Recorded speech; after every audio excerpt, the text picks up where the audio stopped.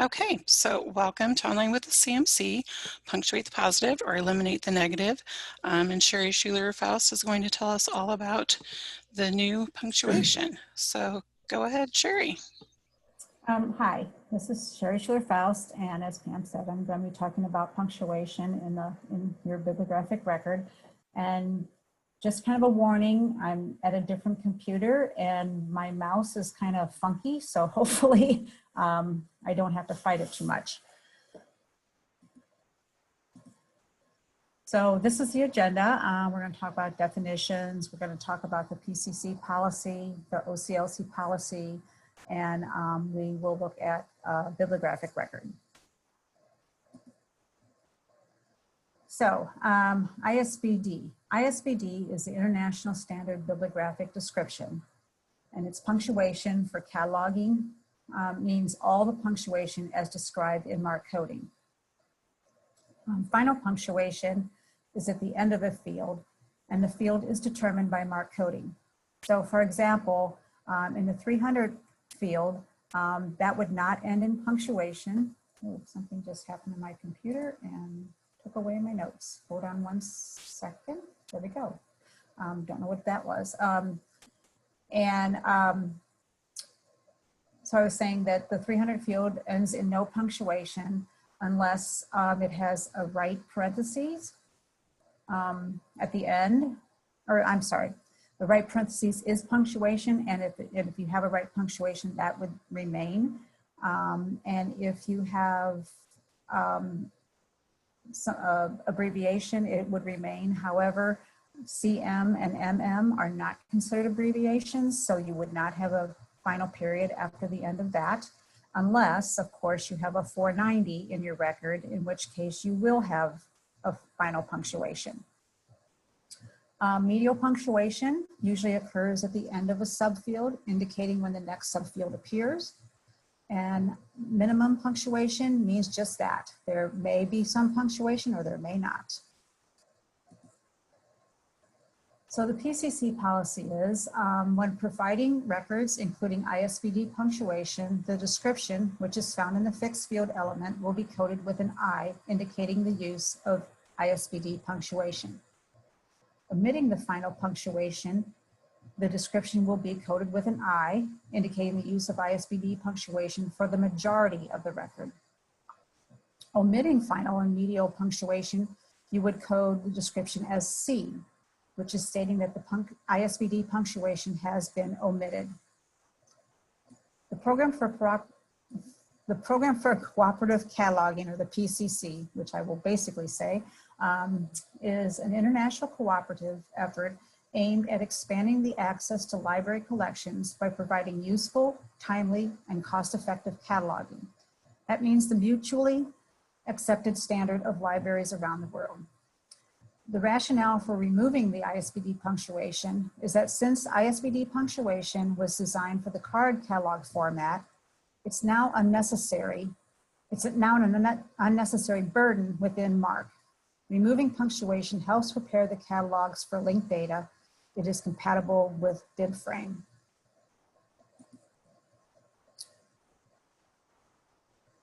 So in OCLC, the policy from BFAS, which is Bib Formats and Standards, they will use code C and I.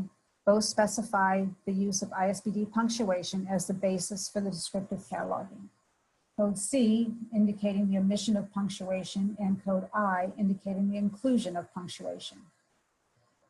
There is also two other codes, blank and N, and both of those specify the basis for the description is a non-ISBD standard, with code N indicating the omission of punctuation. And I can honestly say I don't know if I've ever seen a record with code N, not saying that you won't, but more often I have seen blank. And generally when I've seen blank, it's an old record, like, you know, before, I don't know, before the 60s kind of, or, you know, with a date before the 60s. So basically I don't know if you'll ever see a code N, but boy, if you do, I'd like to send me a copy of that record because I'd like to see it, because I don't think I've ever seen one. The presence of code C and N indicate the omission of punctuation and would allow programs to supply appropriate display punctuation. If a bibliographic record indicates RDA cataloging in field 040, subfield E, then the description will be C or I. So I'll show you an example of this later in the presentation. So what do we do under the new policy? Basically, do not change the master record if the punctuation of the existing record is coded with C or I and RDA in subfield E in the 040. However, you are allowed to add or delete punctuation in your local record based on your local policy. So I reached out to several consortiums to find out what they do in what their local policy is. For the share libraries, they have decided to maintain the ISBD punctuation in their records because they feel that it is, it makes the record, you can read the records easier, and it shows a more consistent display in the pack view. The Rock River Library Consortium, they don't have a formal policy at all right now. So when I reached out to them, they didn't say what they did or what they didn't do. So I really don't know on that one. I also reached out to RSA, which is Resource Sharing Alliance, and they said they basically follow the pattern established in the record when enhancing a record, but if you're creating a new record, include ending punctuation. They are, however, in the process of finalizing their policy, and I'm sure if any of you are RSA libraries out there, you'll be hearing from them shortly.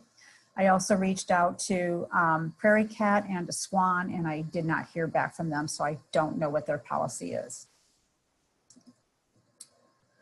So OCLC policy for minimum punctuation. You omit the punctuation at the end of the field, and you omit parentheses and geographic coordinates and series statements in the 490 or 500, and other qualifiers that are not access points. In the example of the geographic location here, there would have been parentheses around the coordinates. You would have had a left parenthesis before the W in the west 92 degrees, and you would have had a right parenthesis at the end of the north 37 degrees. So you do not omit punctuation at the end of abbreviation or initial. So in this example, making sense as a school teacher, the period after junior would remain because that is an abbreviation. Okay, the punctuation used in the authority record must be recorded exactly in the bibliographic record.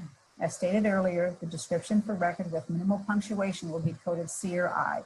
If using RDA rules, the subfield E in the 040 will be RDA, and in minimal records using AACR2 rules, the subfield E will be AACR/2, which once again, I don't believe I've ever seen that, but I'm sure that we will in the future as more libraries, you know, start to either eliminate or keep punctuation.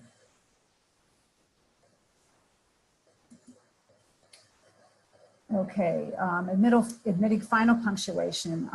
These are the general rules of admitting final punctuation. There's no terminal punctuation unless following initials or abbreviations. So we've talked about this in the previous slide. And just an example of that in the 504, you used to put includes bibliographical references with a period, and now you would not have to, if you're not using punctuation, you would not have that final period. So rules for admitting medial punctuation. The punctuation precedes the subfield. However, under the new PCC rules, the punctuation may be omitted unless the punctuation is integral for the clarity. In the second example, the punctuation in subfield E is important for readability, since the description information in subfield E does not contain subfields, which in itself, the punctuation is necessary.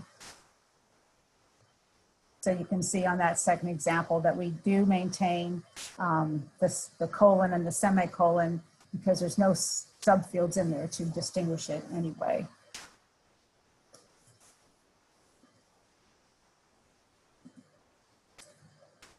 So rules for relocation of punctuation.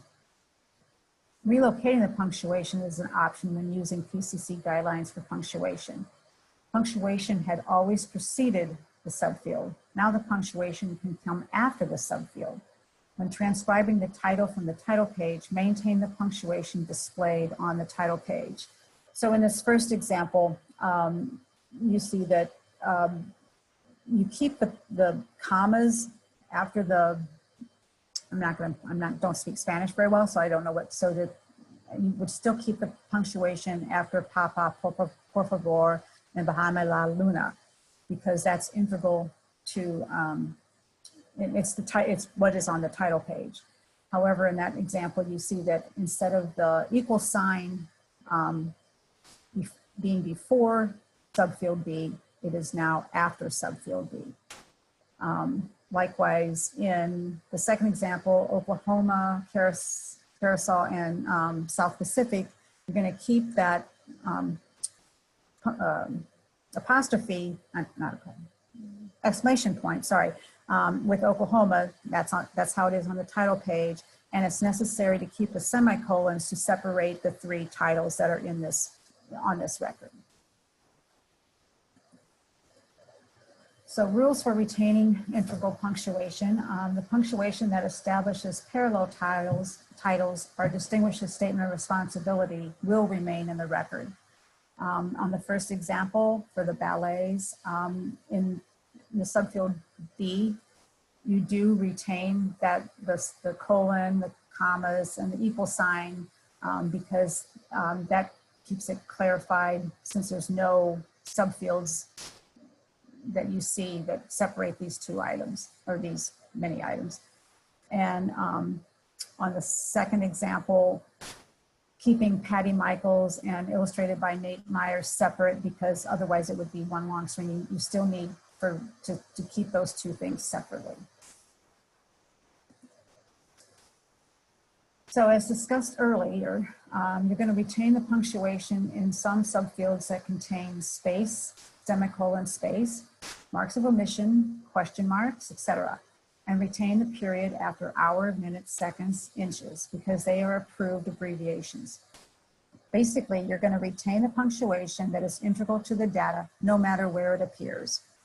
So on all these examples, we've kind of talked about this a lot, but you just see that the punctuation that needs to stay in the record versus the punctuation that can be eliminated from the punctuation if you're going to be following this new guideline of coding it with in the description as a C and taking the punctuation out.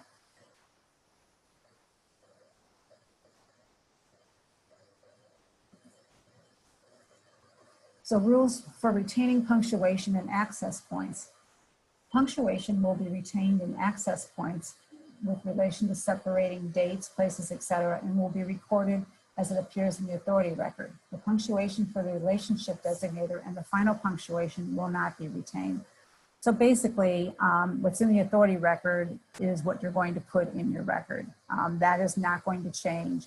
The only thing that will change is, in both of these examples, your relator term no longer has to, the subfield E no longer has to be, have a comma and a period at the end.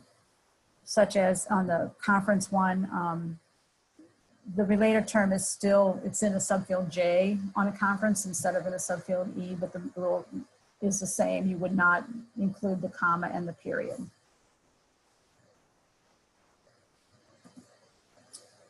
So OCLC has made it easy for you to either eliminate or add punctuation to a record, depending on what your policy is. There's an OCLC macro. It's under Tools, Macro, Manage, and there's an option to either add punctuation to the record or remove punctuation. All you do is highlight the macro you wish to use, click Run, and the macro will either eliminate or add punctuation to your bibliographic record. So depending on what you want to do, if you're going to be, if you have a record that was not established as RDA, for example, and you're going to enhance the record to an RDA record, and you have decided to eliminate the punctuation to follow the PCC guideline, you're going to code the description as a C, and then you can use this macro to remove the punctuation, and it'll do that for you. I actually use this a lot when I come across very old records that have pre-AACR2 punctuation in them, and I'm enhancing them to be an RDA record, and I'm going to use the description of I, which is going to include punctuation. It's easier for me to, first of all, remove all the punctuation and then add it back in. It's actually less time consuming to do it that way. And that's sort of my preferred method, but you can do whatever you want. I just would like to say that this macro is extremely helpful when talking about punctuation in a record. So this is what the record looks like in OCLC, in the bibliographic record. So one of them has the punctuation in it, the top one has the punctuation, and the bottom one does not. The marked record without the punctuation, to all of us, looks very odd because we're used to punctuation. But because we can at least see the subfields, it is readable. So in the record in OCLC, or even in our clients, since you can see these subfields, it's not awful for us to look at. But now we're going to look at what it looks like in the pack. And when you're looking at it in the pack, it's a little more difficult to read since there's no stopping point between each element. So the first one, with the punctuation in, you can see that punctuation and it's clear to the eye. And without punctuation, it all kind of runs together, and it's just not very clear. And this record that I chose was, pretty minimal. You could have, I probably should have picked one that had a lot more in the statement of responsibility or whatever that would show maybe what it looks like a little more without the punctuation, but you kind of get the idea that it just all runs together and it's not very appealing to the eye, but it's whatever your consortium decides to do. So these are the resources that I use in my presentation. I heavily used the AskQC from their, I think it was their March one on punctuation, so you can always view that too if you have any other questions about punctuation. And with that, it's the end of my presentation, and if you'd like to ask some questions, we'd be more than happy to answer them. Thanks, Sherry. This is Pam Thomas. I think I forgot to introduce myself when I was talking earlier because, I just assume everyone knows me. No, not really. It's just been that kind of a week. So we don't have any questions so far, but if you do, please put them in the chat box. Or I'm also allowing everybody to unmute themselves if they want to. If you've got a headset or microphone available, you can unmute yourself and just ask your question.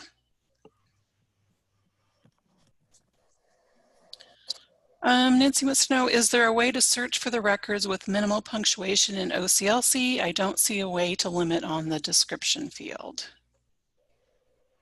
No, that would make the presentation so much easier because I could give you better examples. But as far as I know, there is no way to search by that. And I've tried. I mean, it's so difficult to find records that the PCC has already done using that they've coded as C.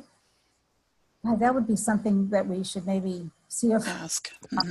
Yeah, if the OCLC can add that as a search result, that would be, in many ways, that would make your life easier, I think. Definitely. Linda wants to know, she said, I checked and I do not have the macros. Is there a place to download them? There is. You'd have to go to the OCLC site. It was something that they pushed out, oh gosh, I want to say almost a year ago. Oh, I don't remember when it was, but it was, you'd have to go to their site. Nora just posted a link. I believe that's for, My yeah. mouse, I can't even see the chat. Uh-oh. My mouse won't cooperate.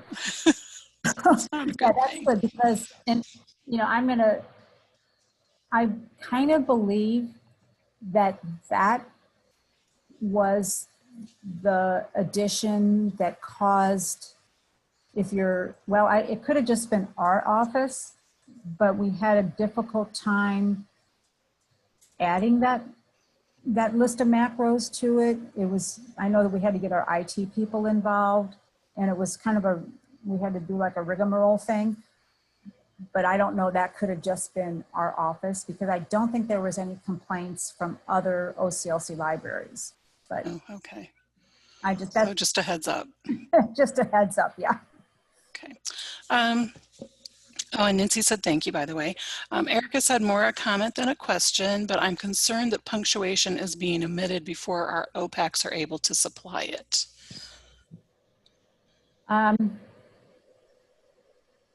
Well, that could be, but you still have the option in your local, in your OPACs to do what you want.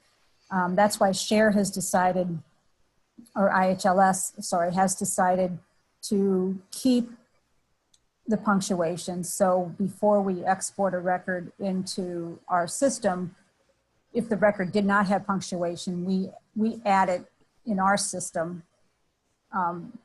We don't touch the OCLC record, we just add it in our system because we felt it's better. So you do it locally then? Yes, yeah, yep. locally. Yep. Yes, okay. Yeah, so I think it's up to each consortium to do what they want to do as far as punctuation, or actually anything. Sure. You know, you can, I mean, in your own consortium, you can add 590 notes or something that shouldn't really be in the OCLC record. So not in the master record, right? Yes. Okay, Linda said thanks. I had more macros until my computer got updated during the shutdown. Sorry, Linda. Yeah. I hate when that happens. Yeah. Okay, Brent said, I haven't noticed any OCLC records without punctuation. Is the PCC currently using this policy? Yes, they are, and you're right. I have seen one or two, but only because I searched for them. And by when I say search for them, like you can limit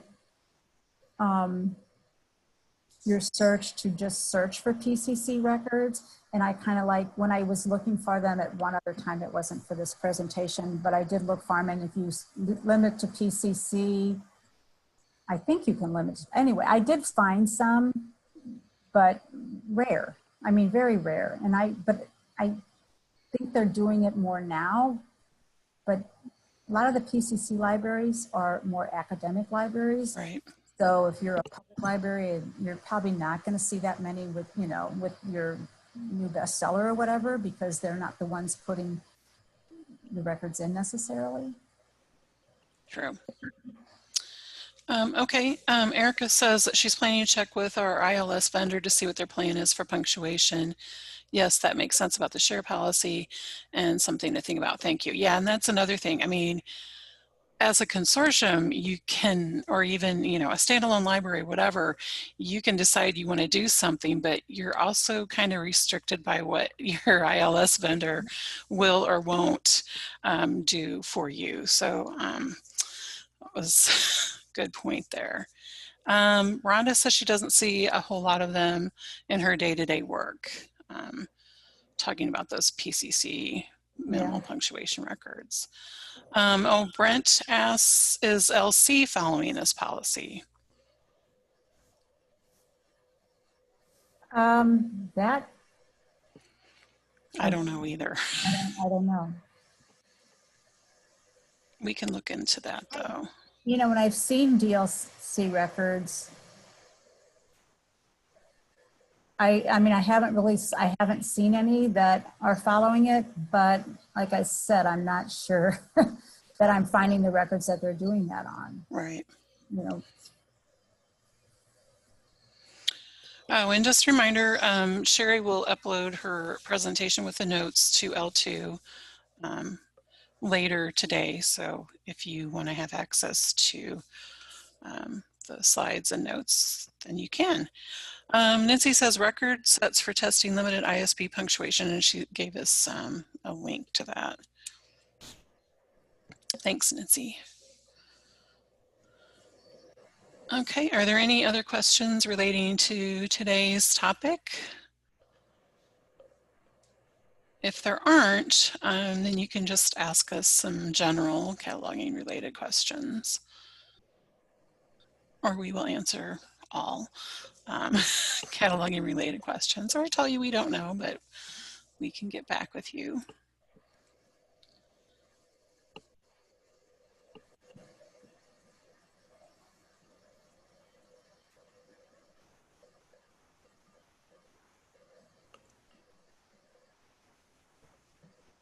We answered all of your questions.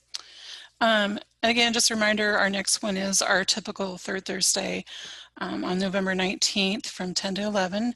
And it's going to be Will Isn't That Special? Archival Materials and Special Collections. And I believe that's Erin going to be presenting on that topic. Correct. Okay, and we can hear you now. I'm silently clapping. It helps when I choose the right speaker or microphone. Well, that's a good thing. Do any of the other CMC staff have anything that they want to say?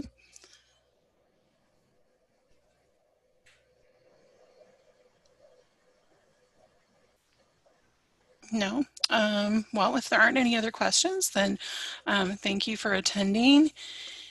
And hopefully we will see you virtually next month.